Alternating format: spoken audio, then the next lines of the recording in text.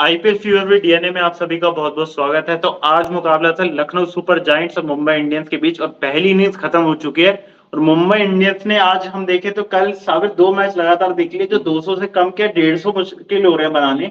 आज देखें तो 144 रन ही बने और आज ही टीम इंडिया के स्क्वाड का अनाउंसमेंट हुआ था और ऑडिशन दे दिया टीम इंडिया ने कि कैसी स्क्वाड जा रही है।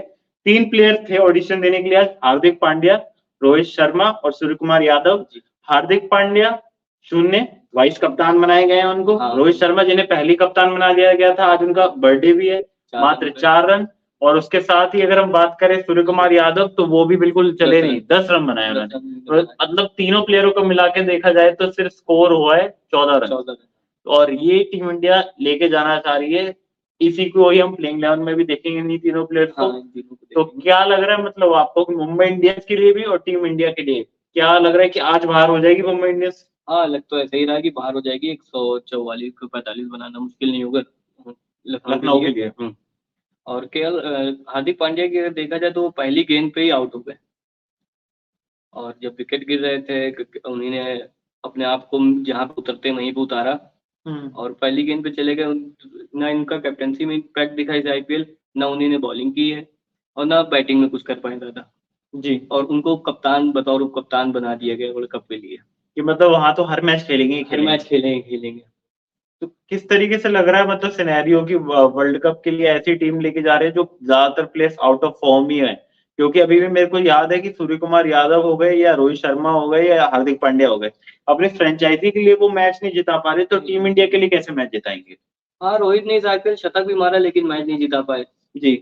और फिर सूर्य कुमार यादव ने फिर एक ही विस्फोटक पारी खेली है। हार्दिक तो इस आईपीएल तो कुछ कर ही नहीं पाए। तो बिल्कुल ये तीनों अब देखते हैं क्या होता है क्योंकि तीनों फॉर्म में नहीं है। जी। मुझे भी अब यही समझ नहीं आ रहा कि किस तरीके से टीम इंडिया अब इनको देखेगी, क्योंकि खेलना इन तीनों को ही है।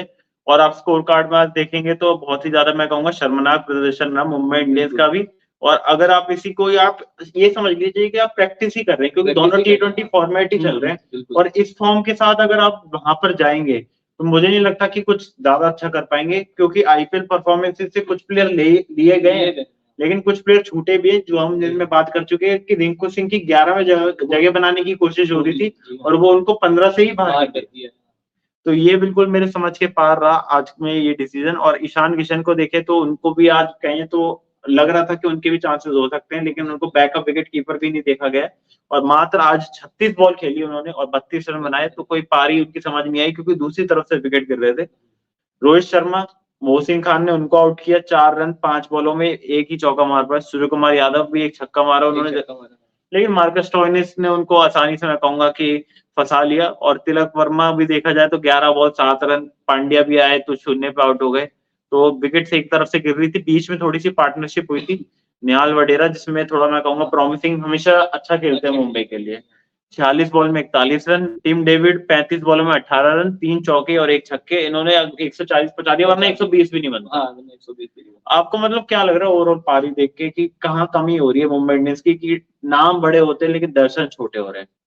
कमी यही है कि कैप्टेंसी सही से नहीं हो पा रही है जी। तो मतलब कैप्टेंसी में इसमें क्या लगता है कि अब तो बल्लेबाजी करने आए, तो मतलब खुद की बल्लेबाजी अच्छी नहीं हो रही है या डिसीजन सही नहीं हो रहे? डिसीजन सही नहीं हो रहे क्योंकि खुद तो फॉर्म में है नहीं है। उनको नबी को इतनी नीचे खिलाने का फिर एज अ बॉलर ही खिला रहे हैं, एज अ राउंडर नहीं खिला रहे, क्योंकि वो अगर ऊपर खेलेंगे तो वो जितनी बॉलें खेलेंगे उतना उनका फायदा होगा, उतने तेजी से रन बना सकते हैं। जी, मैं भी इस बात पे कहूंगा, क्योंकि आप फॉलो विकेट्स में देखें तो 27 रन पर चौथा विकेट गिरा था पांड्या का, पहले 7 रन पे 18 और फिर 27 पे तिलक और हार्दिक दोनों अगली बॉलों पे आउट हो गए थे। फिर एक पार्टनरशिप लगती है कुछ करीबन 53 रन की और 80 पे पहुंच जाता है। तो आपने बिल्कुल सही कहा कि 18वें ओवर में नबी आ रहे हैं, क्योंकि 112 पे छठा विकेट गिरा था निहाल वडेरा का, फिर उसके बाद नबी आए और एक बॉल में 2 खेले। तो अगर आप नबी को देखें तो इतने नीचे तो नहीं है कि वो क्या 8वें नंबर के प्लेयर है, तो उनको आप, और उनके पास एक्सपीरियंस भी है, बहुत है उनके पास T20 का, वो अपने अफगानिस्तान टीम के लिए सबसे एक्सपीरियंस वाले हैं और मुझे लगता है कि मुंबई में भी रोहित के बाद यही होंगे सबसे एक्सपीरियंस वाले। जी। तो इनको थोड़ा ऊपर मौका देना चाहिए था, आज तो बनता ही था उनका मौका, क्योंकि विकेट जल्दी गिर गए थे तो वो जाते अपनी एक्सपीरियंस से रन बनाते, अगर 30-35 रन बनाते तो 150 के पार स्कोर जा सकता था। और हाँ, एक राइटी लेफ्टी कॉम्बिनेशन भी कर सकते थे, क्योंकि जब पांड्या आउट हुए थे तो एक तरफ से ईशान किशन तो थे ही, तो आप दूसरे एंड से चाहते तो आप क्या कहते हैं खिला सकते थे उनको, उनको जिससे कि एक अच्छा कॉम्बिनेशन बन सकता था, और ईशान किशन आउट होते तो फिर निहाल वडेरा आ जाते। अब तो वही है कि अब मुंबई इंडियंस की तो मैं कह रहा हूँ कि डूबती जा रही है बिल्कुल नैया, और मुझे नहीं लग रहा कि कोई अब पार भी लगा पाएगा। लेकिन सवाल अब इसके साथ ये खड़ा होता जा रहा है कि टीम इंडिया की नैया पार इस बार T20 वर्ल्ड कप में लगेगी नहीं लगेगी। मुझे तो बहुत सारे प्लेयर्स पे डाउट है। एक अब हम एक बार और बात कर रहे थे, वो बहुत जरूरी बात रहेगी मेरे को लगता है कि लखनऊ की बॉलिंग की, क्योंकि इसमें एक बॉलर था जिनके चांसेस सबसे ज्यादा हो रहे थे, कोई भी चहल को चांस नहीं दे रहा था, वो थे रवि बिश्नोई। सबको लग रहा था कि रवि बिश्नोई जाएंगे, उन्हीं का नाम आगे जाएगा, और लास्ट में देख रहे हैं कि चहल का नाम आ जाता है। बिश्नोई की बात करें, 4 ओवर में 28 रन दिए, 1 विकेट लिए, बहुत ही ज्यादा अच्छी इकोनॉमी रही। लेकिन ओवरऑल सीजन में हम आपसे बात भी कर रहे थे इस बारे में कि वो उस तरीके का परफॉर्मेंस नहीं है जो हमने पिछले सीजन में देखा है, और विकेट टेकर भी नहीं बन रहे हैं। लेकिन आज भी उसी तरीके से एक ही विकेट लिया।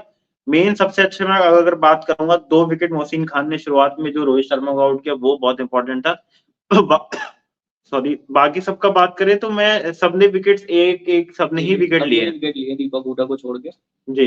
बाकी गेंदबाजी तो दीपक हुडा ने भी सही की, 2 ओवर उनसे आज पिकवाए राहुल ने, कुछ नया किया, रन नहीं बन रहे तो उसके बाद भी नया किया, नया बॉलर लेके आए, तो ये भी सही है कि आगे चल के अगर क्वालिफाई करती है लखनऊ तो उनके लिए सही है कि एक बॉलर और मिल गया जी। और उसके साथ ही नवीन उल्लाह का आज स्लो पिच पे उनका जादू रहा, क्योंकि आप देखिए 4 ओवर उनके होने वाले थे और उसमें उन्होंने मात्र सिर्फ 15 रन दिए और 1 विकेट भी लिया जी। और मयंक यादव भी देखा जाए तो आज 3 ओवर 1 बॉल ही कर पाए, तो फिर से मुझे लग रहा है कि इंजरी का जो हम इसलिए शायद उनको लिया भी नहीं गया है और रिजर्व में भी नहीं रखा गया है, क्योंकि इंजरी कंसर्न उनके साथ नजर आ रहा है। बिल्कुल नजर आ रहा है। वो वापसी हुई इतने टाइम बाद, तभी इतने रन भी पड़ गए उन्हें, वरना वो आज इतने रन खाने वाले बॉलर नहीं थे जी। तो मयंक यादव की भी वापसी आज उस तरीके से नहीं हुई, लेकिन लखनऊ की वापसी इस गेम में बहुत ज्यादा शानदार हुई है, और अब उम्मीद यही की जा रही है कि ये मैच आराम से लखनऊ निकाल लेगी। और फिर हम पॉइंट टेबल के सिनेरियो में भी देखें तो मुंबई इंडियंस के चांसेस बिल्कुल खत्म हो जाते हैं, और वो भी आरसीबी की तरह मैं कहूंगा कि रेस से पूरी तरीके से बाहर हो जाएगी, और लखनऊ एक और कदम आगे ले लेगी प्लेऑफ जाने के लिए, जो कि अब उनके चांसेस इस गेम के बाद मुझे लगता है बहुत बढ़ जाएंगे, क्योंकि 10 पॉइंट उनके हैं, 12 हो जाएंगे, तो फिर आपको 2 विन के लिए आप लगभग, मतलब ये कि नेट रन रेट अच्छी होती है तो आप क्वालिफाई कर लेंगे, और 3 विन्स कर लेते हैं तो आप पक्का ही पहुंच जाएंगे। तो उस पर जरूर बात करेंगे हाईलाइट सेशन में आपके साथ। अभी की इनिंग्स की बात करें तो मुंबई इंडियंस और टीम इंडिया की स्क्वाड अनाउंसमेंट के बाद कुछ प्लेयर्स जिनको हम माना जा रहा था कि सबसे अच्छा परफॉर्म करेंगे और उनके बड़े बड़े उनको रिस्पॉन्सिबिलिटीज दी गई हैं, उनके आज हमें दर्शन बहुत छोटे दिखे हैं। तो उस पर जरूर हमारी नजर रहेगी कि पूरे आईपीएल सीजन में वो किस तरीके से परफॉर्म करते हैं, और फिर ऐसी स्क्वाड को अगर टीम इंडिया लेके जाती है अमेरिका और वेस्ट इंडीज में और इसी फॉर्म को, तो क्या ये अच्छा साबित होगा या फिर बेकार, इस पर भी बिल्कुल बातचीत चलती रहेगी। अभी हमारे लाइव सेशन में जुड़ने के लिए बहुत बहुत धन्यवाद। आपको अगर ये वीडियो पसंद आया तो हमें लाइक शेयर और कमेंट करें, और हमारे डीएनए चैनल को सब्सक्राइब कर लें, क्योंकि हम आईपीएल फीवर विद डीएनए और साथ में T20 वर्ल्ड कप आ रहा है, तो इस पर हमारी चर्चा बनी रहेगी। अभी हमारे से जुड़ने के लिए बहुत बहुत धन्यवाद।